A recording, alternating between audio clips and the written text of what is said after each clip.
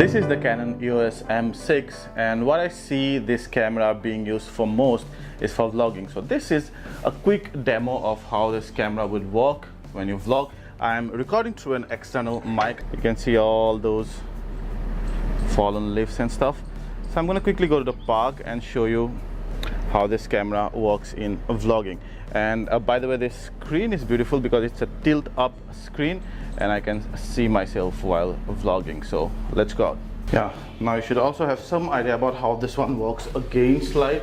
So if I move it against light, you see the sun's coming from my back, and it's pretty strong sunlight, but still because of my good metering, it still shows the face. It does not totally blacken out my face. Now if you probably had been using a mobile, you do not have that much control over the metering. It would totally black out your face, but not this one. So the metering tick good.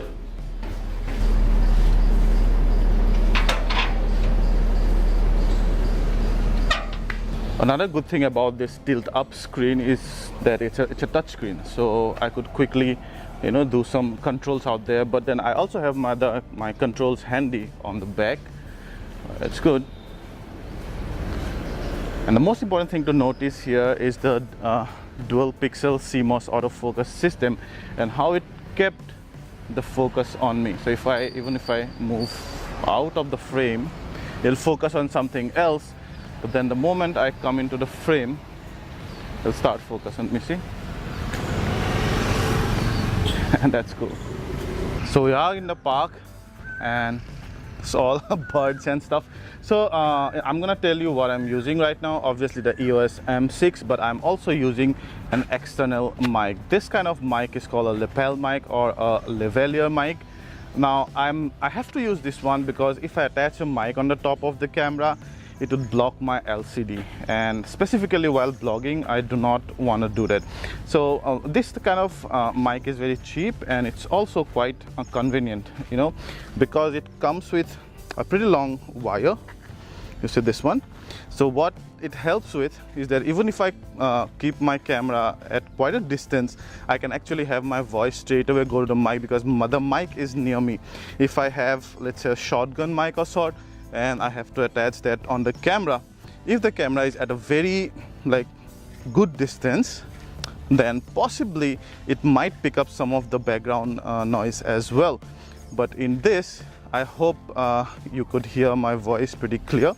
I'm also using a Manfrotto Pixie tripod here. I'm not using any gimbal because I want to test out this camera's digital image stabilization. This camera is supposed to have 5-axis image stabilization. When you combine that digital image stabilization with a lens that supports image stabilization or STM lenses, USM lenses, those kind. Now this particular kit comes with a 15 to 45 mm lens, which is an IS STM lens. So definitely this camera should have the 5-axis image stabilization option open, and I see me pretty stabilized, although I'm walking at quite a brisk space. You can also see how the exposure varies depending on the shade and in wide open. I'm particularly amazed with this dual pixel CMOS autofocus system, and I think this is the best in the business right now. I've checked out Sony's live view autofocus system, Panasonic's, Nikon's, of course, hopeless, but this one is the best, and it's so perfect is because this employs an autofocus system called PDAF, Face Detection Autofocus System. About 80% of the pixels on the sensor also has this autofocus bit. So that's why it focuses so fast on your face, and this first came into existence with the 80D, but Canon has really done a very good job to bring it to some of the lower cost DSLRs like the 800D, 77D, and of course this one, the EOS M6. Brilliant.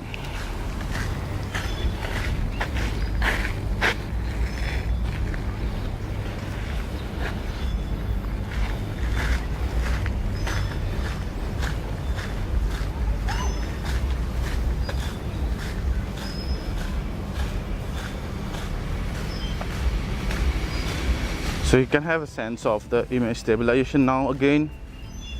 I'm gonna just move my hand a bit, just like probably when I would be on a vehicle. And still I see the video quite stabilized. And by the way, I'm recording in its full capacity, full resolution video. That's 1080p at 60 fps. So the video should be very smooth. There are, however, some improvement that could be made to this one as well. First of all, well, I don't exactly blame the lens. A 15 to 45 mm lens is good. 15 mm would give you roughly about 24 mm in 35 mm equivalent.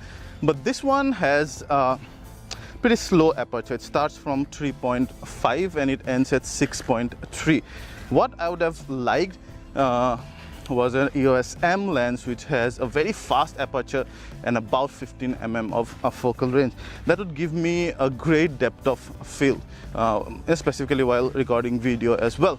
Another thing is that when you tilt up this screen, some of the controls gets obstructed because the screen, kind of the lowest part of the screen, kind of slightly covered by the camera body, by those dials and those accessory hot shoe. So I can alter those controls via the back side as well, but then that gets some getting used to. Requires some getting used to. Some of the controls over there, I cannot touch those because they are getting obstructed by the accessory hot shoe. So that was something probably Canon should address in the next camera.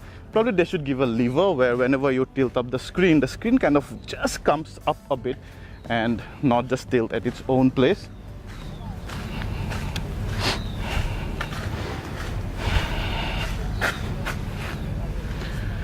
But overall, what a great vlogging experience. And I would say if you want a smaller camera than a DSLR, easy to carry camera, then the EOS M6 would be perfect as a vlogging camera. We're also gonna review the EOS 77D, by the way, in a while.